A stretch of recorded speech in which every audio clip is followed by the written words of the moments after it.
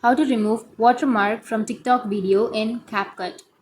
So if you want to remove watermark from TikTok video in your Capcut, then open up your TikTok application. Once you're here on the TikTok, now what you need to do is simply tap on the share, which is on the bottom right. And here, if you swipe, then you may have save video option.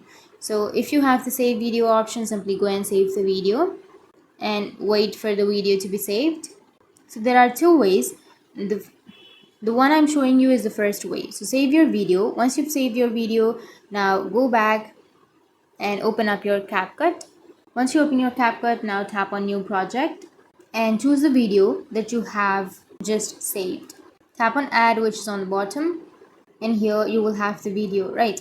So what you need to do is simply drag your video to the last, swipe the video, and here you will have the ending, right?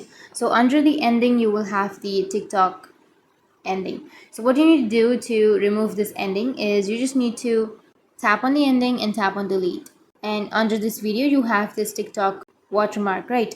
So you just need to cut that video, the swipe left, and remove that, and that's it.